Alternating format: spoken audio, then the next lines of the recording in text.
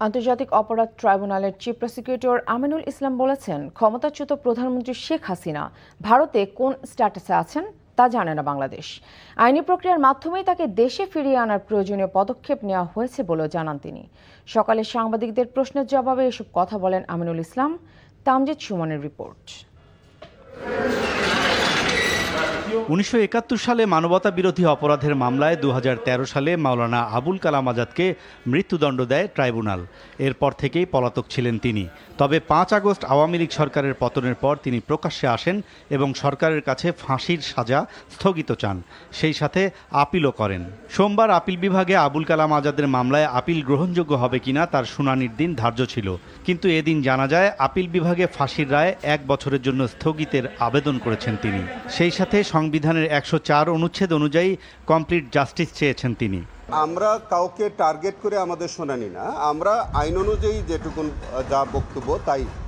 আইন অনুযায়ী কোনো আপিল 30 দিনের পরে মেনটেনেবল না। এই পর্যন্ত ট্রাইব্যুনালের জাজমেন্টের বিরুদ্ধে 30 দিন পরে মেয়াদ উত্তীর্ণ হওয়ার পরে কোনো আপিল এই পর্যন্ত গ্রহণযোগ্য হয় নাই।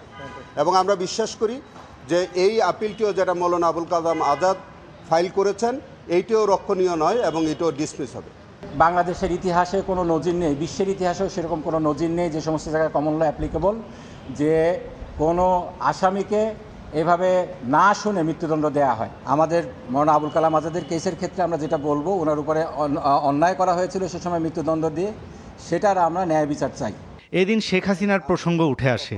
এক প্রশ্নের জবাবে চিফ প্রসিকিউটর বলেন, শেখ হাসিনা ভারতে কোন স্ট্যাটাসে আছে তা এখনও জানে না বাংলাদেশ। আইনি লড়াইয়েই তাকে ফেরানো হবে বলেও জানান তিনি। আমরা শেখ হাসিনা কি স্ট্যাটাসে ওখানে আছেন এটি কিন্তু আমরা ক্লিয়ার এখন পর্যন্ত জানি না। আমরা আইনি লড়াই করে আনার জন্যই তো ইতিমধ্যে বাংলাদেশ সরকার ভারত সরকারের কাছে তারা আবেদন করেছে। যে আবেদনটা করেছে শেখ হাসিনাকে প্রত্যর্পণ করার জন্য, যে আবেদন, এটা একটি আইনি প্রক্রিয়া। সেই আইনি প্রক্রিয়ার মধ্য দিয়ে তাকে আনার জন্য বাংলাদেশ সরকার প্রয়োজনীয় পদক্ষেপ নিয়েছে।